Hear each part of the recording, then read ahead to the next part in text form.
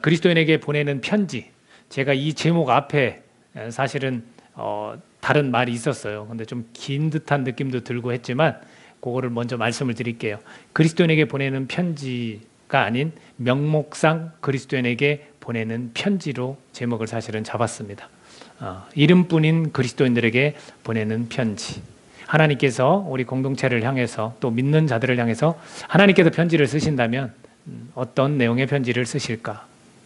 그런 생각으로 제목을 정해 보았습니다. 11절에 오늘 본문 11절에서 주님께서 이런 표현을 하십니다. 내가 이것을 너희에게 이름은, 이것은 사랑에 관한 부분이거든요. 내가 너희에게 이것을 이름은, 그러니까 사랑을 말하는 것은 내 기쁨이 너희 안에 있어 너희 기쁨을 충만하게 하려 함이라 라고 되어 있습니다. 그러니까 우리가 사랑을 하면 우리 안에 기쁨이 충만하다는 거예요. 그렇죠? 우리가 뭐 결혼을 해서 우리의 사랑이 좀 식었나 보다 이렇게 생각하는 사람도 있지만 때로는 이 사랑이 익어가는 거죠. 그 사랑이 깊어지면 우리는 기쁜 거예요. 물론 연애 때는 더 그 감정적인 사랑도 있어서 더 그거의 기쁨을 많이 느끼긴 하죠. 예수님께서 이 계명을 지키면 우리가 기쁨이 충만할 것이다. 그것을 예수님께서 원하신다고 그렇게 말씀을 하고 계십니다. 예수님의 그 말씀, 그 계명을 좀 지켜라라고 할 때 그 계명은 다른 것이 아닌 사랑이다라는 거죠. 사랑이다라는 거. 여러분, 교회가 모든 걸 잃어도 정말 이거 하나만은 잃지 않기를 바라는 게 있다면 뭘까요? 사랑이에요, 사랑. 그래서 사랑이 우리의 최고 목표가 될 수 있기를 바랍니다. 교회는 사랑이 목표가 되어야 하지 않을까라는 말씀을 드리고 싶습니다. 첫 번째로 살펴볼 것은 교회는 사랑이 기준이 되어야 한다는 거예요. 우리 교회가 사랑을 기준 삼아야 한다는 겁니다. 여러분, 공동체를 향해서 사도 요한이 기록한 말씀들에 보면 사랑을 많이 언급하고 있어요. 그래서 우리가 사도 요한을 사랑의 사도다 이런 표현을 쓰거든요. 사랑에 관한 얘기를 참 많이 했고 가장 예수님 곁에서 붙어서 가장 어리지만 그래도 예수님 곁에서 사랑을 많이 받았던 제자로 우리가 알고 있습니다. 그래서 요한복음 외에 요한 1서, 2서, 3서에서 사랑을 참 많이 표현을 했죠. 우리가 사랑에 관한 이야기를 들으려면 사랑의 사도라고 불리는 요한에게 묻고 듣는 것이 가장 정확할 것이다라고 생각을 합니다. 요한 1서 4장 7절을 우리가 한번 읽어보도록 하겠습니다. 요한 1서 4장 7절 시작. 사랑하는 자들아 우리가 서로 사랑하자. 사랑은 하나님께 속한 것이니 사랑하는 자마다 하나님으로부터 나서 하나님을 알고 이렇게 되어 있습니다. 사도 요한이 얘기하는 사랑, 그 사랑은 하나님께 속했다는 거예요. 하나님께. 그러니까 사랑은 다시 말하면 하나님 거라는 거예요. 하나님 거. 자, 또 다른 구절 한번 읽어볼까요? 요한에서 4장 16절 같이 읽습니다. 하나님이 우리를 사랑하시는 사랑을 우리가 알고 믿었노니 하나님은 사랑이시라. 사랑 안에 거하는 자는 하나님 안에 거하고 하나님도 그의 안에 거하시느니라.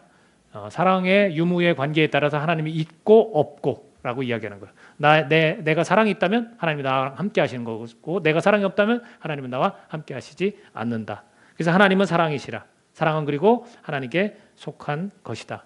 그러니까 하나님의 가장 두드러진 그 속성, 하나님의 성품 중에 가장 두드러진 것은 사랑이라는 거예요. 사랑. 그렇게 말해주고 있습니다. 요한 1서뿐만 아니라 2서, 3서에서도 사랑에 관한 이야기를 많이 하는데 그 이유가 있어요. 왜 사랑에 관한 이야기를 많이 했을까? 그것은 미혹하는 자들에 대한 경계 차원에서 이야기를 많이 했어요. 영지주의라는 그런 이단들이 나타났었고요. 그리고 3서에서는 가이오와 디오드레베라는 그런 하나는 칭찬을 받고 한 명은 책망을 받아요. 사랑의 태도에 대해서 사랑은 이런 것이다 라고 그렇게 말해주고 있다라는 거예요. 그래서 가장 두드러진 특징이 바로 이단들이 많이 출현했기 때문에 그들은 사랑이 없고 우리 예수 그리스도를 믿는 우리는 사랑이 있다라는 것을 보여준 게 요한 1서, 2서, 3서의 내용입니다. 자, 요한 1서 2장 22절 같이 한번 읽어보겠습니다. 시작. 거짓말하는 자가 누구냐? 예수께서 그리스도이심을 부인하는 자가 아니냐? 아버지와 아들을 부인하는 그가 적그리스도니. 적그리스도라는 거. 그 사람들은 이 믿음에 관해서 그리스도이심을 예수께서 구원자이심을 부인하는 자라는 거예요. 그래서 아버지와 아들 그 관계 하나님과 예수 성자 성부 하나님의 그 관계를 부인하는 자들이 적그리스도다. 그들이 출현했다는 거예요. 그들이 나타난 겁니다. 자, 요한 2서 한번 우리 본문 한번 같이 찾아볼까요? 성경 요한 2서 7절에서 10절, 11절까지 한번 보겠습니다. 요한이서 7절에서 11절까지. 자, 제가 읽어드리겠습니다. 여러분 눈으로 따라오십시오. 미혹하는 자가 세상에 많이 나왔나니 이는 예수 그리스도께서 육체로 오심을 부인하는 자라. 이런 자가 미혹하는 자요 적그리스도니. 그러니까 이제 기적을 행하시니까 그냥 저분은 인간이 아니다라는 거예요. 하나님 어떻게 인간의 몸을 입고 올 수 있느냐라는 거예요. 그것을 인정하지 않는 자가 미혹하는 자고 적그리스도라는 거예요. 너희는 스스로 삼가 우리가 일한 것을 잃지 말고 오직 온전한 상을 받으라. 그러니까 자기들이 예수 그리스도를 전하고 복음 안에서 살아가는 그 삶을 이야기하는 겁니다. 지나쳐 그리스도의 교훈 안에 거하지 아니하는 자는 다 하나님을 모시지 못하되 교훈 안에 거하는 그 사람은 아버지와 아들을 모시느니라. 누구든지 이 교훈을 가지지 않고 너희에게 나아가거든 그를 집에 들이지도 말고 인사도 하지 말라. 그에게 인사하는 자는 그 악한 일에 참여하는 자임이라. 여기서 말하는 예수님을 부인하는 자, 신성과 인성에 관해서 부인하는 그런 사람들과는 대화를 하지 말고 인사도 하지 말라라는 거예요. 굉장히 엄하지 않습니까? 이런 자들이 출현을 했고 그런 자들에 관해서 요한은 이야기를 들려주고 있다라는 거예요. 아니 사랑의 사도면서 어떻게 이렇게 이야기를 할 수 있을까? 우리가 잠시나마 의문을 좀 가질 수 있습니다. 자, 또 다른 것도 한번 보겠습니다. 이제 요한 3서 바로 옆에 있는 요한 3서입니다. 5, 6절 가이오라는 사람에게 보낸 편지인데 그 사람을 굉장히 많이 칭찬을 해요. 자, 5, 6절 읽겠습니다. 시작. 사랑하는 자여, 내가 무엇이든지 형제 곧 나그네 된 자들에게 행하는 것은 신실한 일이니 그들이 교회 앞에서 너의 사랑을 증언하였느니라. 내가 하나님께 합당하게 그들을 전송하면 좋으리로다 라고 되어 있어요. 사람들이 이 한 사람을 놓고 야, 저 사람 사랑 많은 사람이야 라고 증언해 준다는 거예요, 서로. 근데 그 부분이 어떤 부분인가? 형제 곧 나그네 된 자들에게 행하는 것, 뭔가 대접을 하는데 그 사람들이 누구냐면 복음 전하는 자들이에요. 복음 전하는 자들을 맞아들이고 너가 섬기는 것, 그것이 온 교회에 다 퍼졌고 그 사람들이 사랑이 많은 사람으로 증명해지고 있구나. 그러니 이번에도 복음 전하는 자들이 가면 네가 맞아들이면 좋겠다라고 이야기를 전하고 있습니다. 자, 이번에는 이와 반대로 책망받는 사람이 있어요. 이게 으뜸이 되려고 하는 사람이 있습니다. 그 사람에 관한 이야기가 9절 10절입니다. 자, 같이 우리 화면을 보고 같이 읽어볼까요? 시작. 내가 두어 자를 교회에 썼으나 그들 중에 으뜸이 되기를 좋아하는 디오드레베가 우리를 맞아들이지 아니하니 그러므로 내가 가면 그 행한 일을 잊지 아니하리라. 그가 악한 말로 우리를 비방하고도 오히려 부족하여 형제들을 맞아들이지도 아니하고 맞아들이고자 하는 자를 금하여 교회에서 내쫓는도다. 자, 이 사람도 아마 교회 지도자인 것 같아요. 근데 이 사람은 자기가 꼭 높은 자리에 앉기를 좋아하는 거예요. 예수님의 그 역설적인 그 섬김과 완전히 반대죠. 그런 자리를 앉기를 좋아하는 사람이 이제 막는 거예요, 사람들을. 진정한 복음을 전하는 사람을 막고 또 이 사람들을 누군가는 또 맞아들이려고 하지 않습니까? 근데 그 사람들을 교회에서 아예 내쫓는 거예요. 여기에 대해서 책망을 하고 있다라는 거죠. 자, 여기에서 우리가 알 수 있는 게 뭐냐면 사랑의 사도가 말하는 것. 우리는 무조건 받아주는 것이 사랑이 아님을 알아야 한다라는 거예요. 교회, 공동체 생각하면 다 받아주는 거예요. 근데 그게 아니라는 거예요. 이것을 우리가 좀 분별할 수 있으면 좋겠다라는 겁니다. 모든 것을 용납하는 것이 사랑이 아니라는 거예요. 여러분, 하나님께서는 가능해요. 왜냐하면 사람을 너무나 잘 아시기 때문에 용납하시는 것을 어느 것이든 하나님은 분별하세요. 그러나 우리는 그렇지 못하기 때문에 사랑이라는 기준이 있어야 한다는 겁니다. 자, 이 기준에 관해서 우리가 분명히 알아야 될 것은 여러분 인본주의적 사랑이 교회에 침투해 온다는 거예요. 하나님의 사랑으로 이 교회를 바라보는 게 아니라 인본주의적 사랑으로 우리가 교회를 바라본다라는 거예요. 하나님의 사랑을 바탕으로 지어져가는 교회가 인본주의로 몸살을 알아서는 안 되겠다라는 거예요. 그 대표적인 예가 평등. 다 똑같아야 되는 거예요. 그러니까 구할 때도 저 사람도 축복해 주시는데 나는 왜 축복해 주시지 않습니까? 이렇게 구하는 거예요. 그 사람에게는 그 사람대로 하나님이 공평하신 하나님으로서 저 사람에게 이런 은혜를, 이 사람에게는 저런 은혜를 이렇게 주시는 겁니다. 근데 우리는 평등으로 자꾸 가고 있어요. 평등은 하나님의 방식이 아닙니다.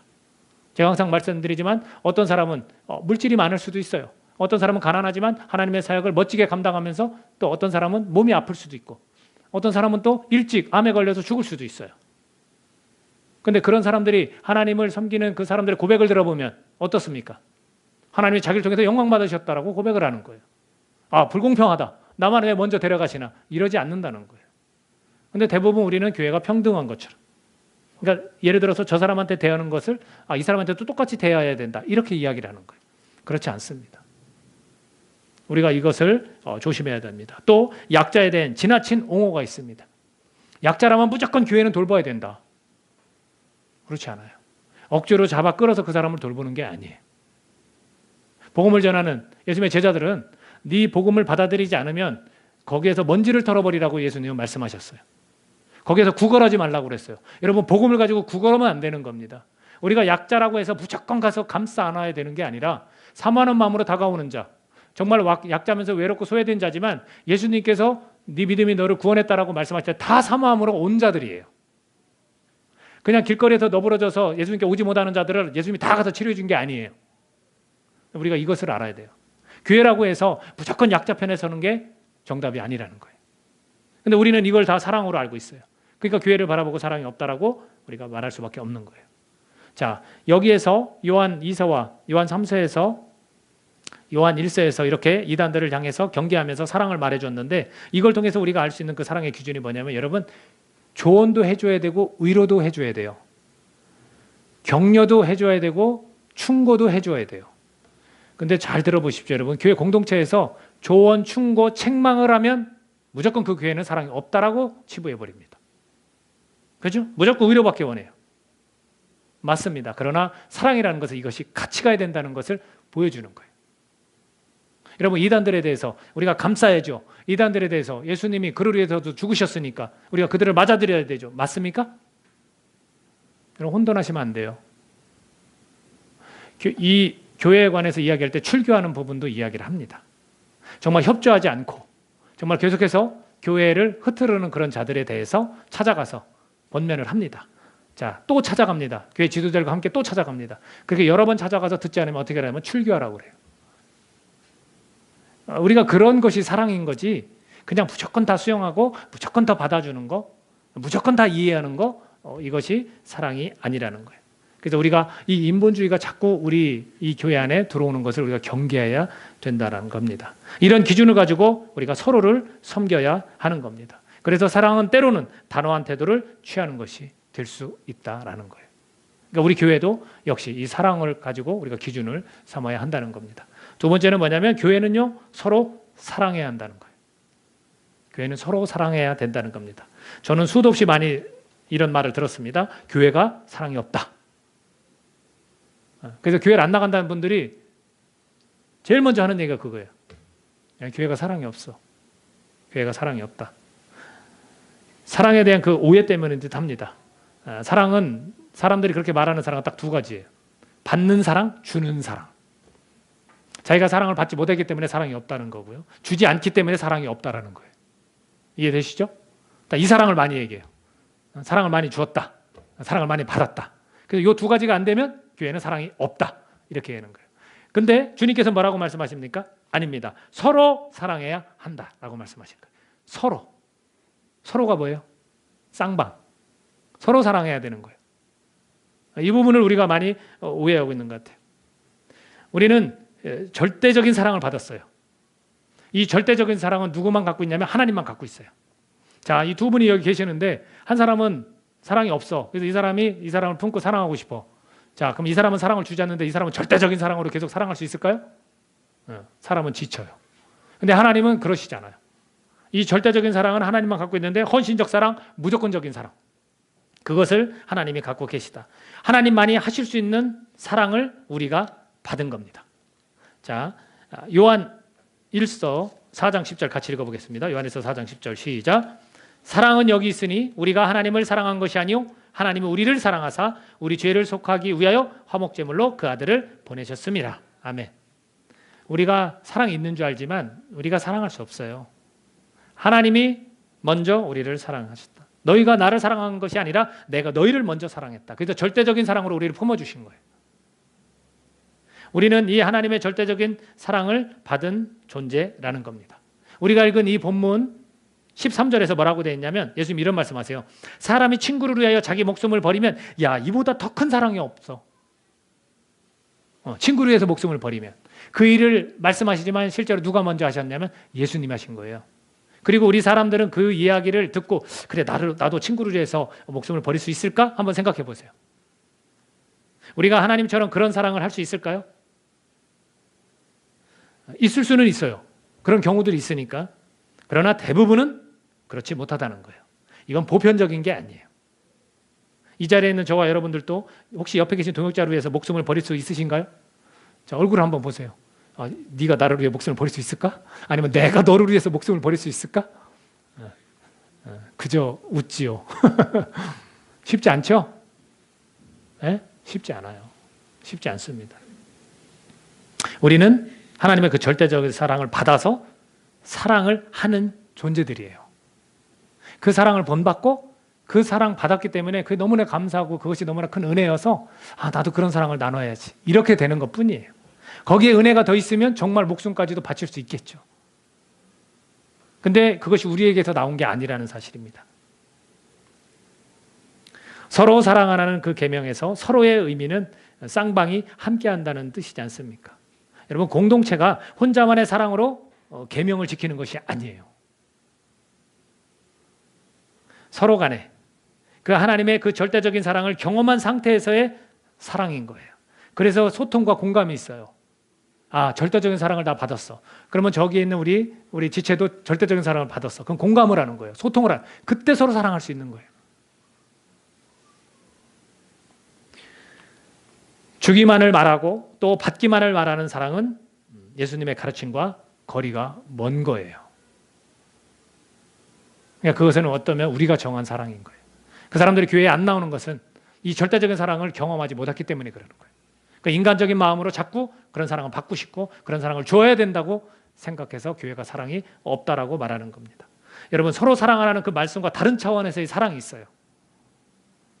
베드로전서 3장 1, 2절 같이 읽어보겠습니다. 베드로전서 3장 1, 2절 시작. 아내들아, 이와 같이 자기 남편에게 순종하라. 이는 혹 말씀을 순종하지 않는 자라도 말로 말미암지 않고 그 아내의 행실로 말미암아 구원을 받게 하려 함이니 너희의 두려워하며 정결한 행실을 봄이라. 이렇게 믿지 않는 남편이 지켜본다는 거예요. 너 나한테 구원받으라고 그랬지. 너 나한테 예수님 믿으라고 그랬지. 근데 너의 삶과 행동은 어때? 이렇게 지켜본다는 거예요. 이게 두려워하는 마음으로 행실을 잘 하라는 거예요. 이거는 말로 설득될 게 아니라 내 행실로 남편을 구원할 수 있다는 거예요. 이거 사랑 아닙니까? 여기에는 사랑은 뭐냐? 오래 참음이 들어가 있는 거예요. 오래 참음. 그러니까 서로 사랑하라는 건 좀 다른 차원인 거예요. 오래 참는데 고린도서 13장 사랑장에서 뭐라고 말하고 있습니까? 사랑은 오래 참고. 사랑은 오래 참는 거예요. 믿는 아내와 믿지 않는 그 남편에 관한 그 이야기를 통해서 오래 참음으로 서로 사랑을 이루어야 한다는 거예요. 그 남편도 하나님의 그 절대적 사랑을 깨달으면 그때는 서로 사랑이 되는 거겠죠. 그러나 그 이전에는 이 구원에 관한 부분 때문에 그 이전에는 오래 참으라는 거예요. 그 남편한테 순종하면서 오래 참으라는 거예요. 여러분, 구원을 위한 사랑은 오래 참음이다라는 거죠.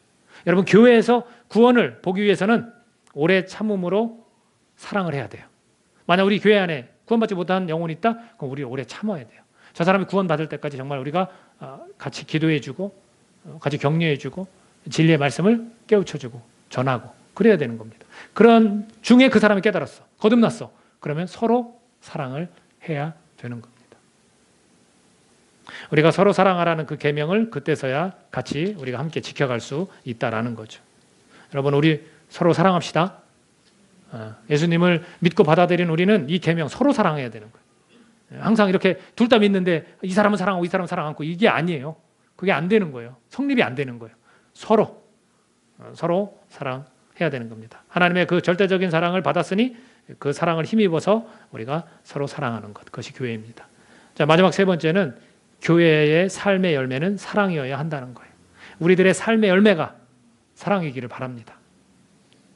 시편 73편, 우리 주보에도 묵상일기에도 우리 형제님, 우리 집사님이 그런 묵상을 했더라고요. 저도 똑같이 이것이 굉장히 크게 와닿았는데 이 시편 73편 아삽의 그 노래를 보면 악인이 평안한 가운데 사는 거예요.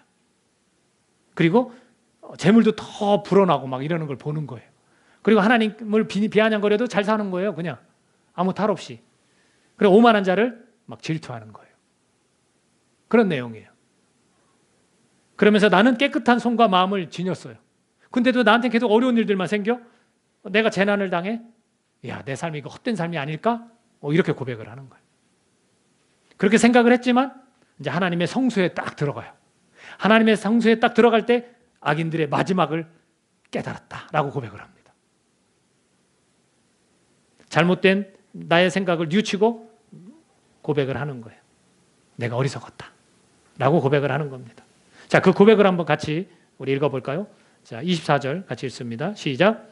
주의 교훈으로 나를 인도하시고 후에는 영광으로 나를 영접하시리니.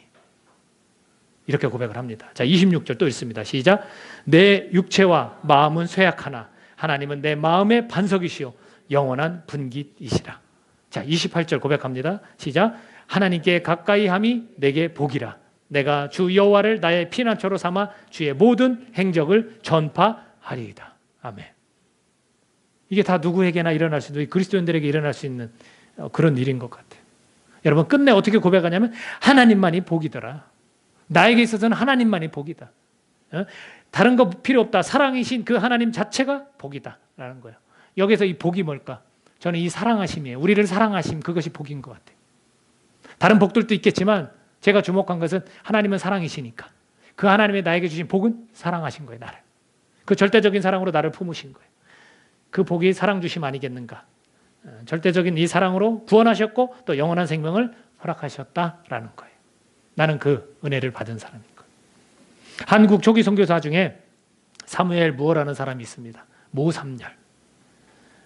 이 사무엘 무어라는 분이 계셨는데 이 무어 선교사는 한국 백성들과 어울리며 다른 어떤 선교사님들보다 더 언어를 빠르게 습득을 했다고 합니다. 1895년 초 서울에 콜레라가 유행하면서 이제 백정 알죠? 이렇게 막 그 짐승 이렇게 잡는 그 백정이었던 박 씨가 장티푸스에 걸렸을 때 제중원의 그 의료 선교사 에비슨을 대동하고 통역을 하면서 그를 고쳐주자 그가 예수님을 믿게 됩니다. 1895년 4월 초 그는 침례를 받고 곤단골 교회, 지금의 승동교회라고 합니다. 곤단골 교회 교인이 되었는데 문제가 발생을 합니다. 당시 곤단골 교회 교인 대부분은 그 고을 중산층 이상 양반들이었는데 박 씨가 교회에 출석하자 하인이나 쌍놈, 특히 백정과는 예배를 함께 드릴 수 없다면서 교회 출석을 중지한 것입니다. 무어 선교사는 우리는 다 같은 하나님의 자녀입니다. 기독교는 양반의 종교가 아니라 모든 백성의 종교라고 설득을 합니다. 그러자 양반들은 일단 교회 출석을 중지한 상태에서 타협안을 내네요. 타협안이 뭐냐면 예배당에 남녀를 휘장으로 딱 구별한 것처럼 좌석을 귀천으로 분리하자.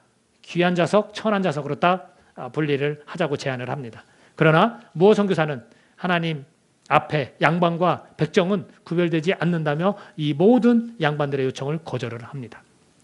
그 결과 차별 없는 예수님의 그 사랑을 경험한 많은 백정들이 몰려와서 이 교회의 교인이 되었고 이 곤단골 교회 교인들과 이 무어 선교사가 함께 만들어낸 탄원서, 수차례의 탄원서를 근거해서 백정, 신분, 차별, 폐지법이 당시 우정자들에 의해서 극적으로 통과가 되었습니다. 그리고 1895년 6월 6일 백정 신분 폐지 포고령이 발표가 되었고 이 무어 선교사가 개인 사비를 들여서 전국 방방 곳곳에 이 방을 딱 붙였다고 합니다. 마르다 헌틀리라는 여사는 이렇게 표현합니다. 당시 한국 백정들의 기쁨이 링컨 대통령의 노예 해방 선언을 얻은 흑인들의 기쁨보다 못하지 않았다. 이렇게 증언을 합니다. 무어 선교사 내한 14년 만에 일어난 기적 같은 복음의 열매입니다. 그러나 이 무어 선교사는 장티푸스에 걸렸던 백정을 그렇게 예수님을 믿게 해놓고 본인은 장티푸스로 젊은 나이 46세 소천에서 양화진에 묻히게 되었습니다. 그 무어 선교사의 무덤의 비문에 다음과 같이 기록되어 있습니다. 예수 그리스도의 헌신된 종, 아름다운 인격과 정신의 사랑, 한국인에 대한 헌신적 사랑으로 많은 영혼들을 하나님 아버지에게로 인도하고 행복하게 죽다. 사랑으로 삶의 열매를 맺으니 아름답지 않습니까? 그리스도인들의 그 삶은 세상의 것들과는 우리가 무관할 수 있다는 것을 우리가 기억해야 합니다. 무엇을 이루려 하기보다 우리는 그런 사람들이 아니라 사랑으로 열매를 맺는 사람들인 것입니다. 예수님께서 포도나무 우리는 가지고 열매를 많이 맺는다고 말씀하셨고, 사랑을 하면 우리가 기쁨이 충만할 것이라고 말씀하시면서 그 열매가 새 계명인 서로 사랑하라는 그런 말씀임을 우리가 잊어서는 안 됩니다. 우리가 세상에 속하였다면 세상이 우리를 사랑할 것이지만 예수님이 우리를 세상에서 택하셨기 때문에 세상이 우리를 미워한다고 그렇게 말씀해 주셨습니다. 그런 세상 속에서 우리가 승리를 하는 길은 우리가 사랑으로 삶을 살아가는 것밖에는 없습니다. 우리 모두의 삶의 열매가 사랑일 수 있기를 저는 간절히 바랍니다. 기도하겠습니다. 우리가 이름뿐인 그리스도인, 사랑의 유무 있고 없고 이것 때문에 하나님이 계시고 안 계시고 우리가 보아야 합니다. 우리 명목상 그리스도인들에게 보내는 하나님의 편지, 사랑하면서 살으라는 거죠. 그리고 너네 교회 공동체가 사랑으로 기도하세요. 서로 사랑하라고 말씀하시면서 삶의 열매가 사랑으로 맺어지기를 그렇게 주님은 간절히 원하십니다. 우리가 올바로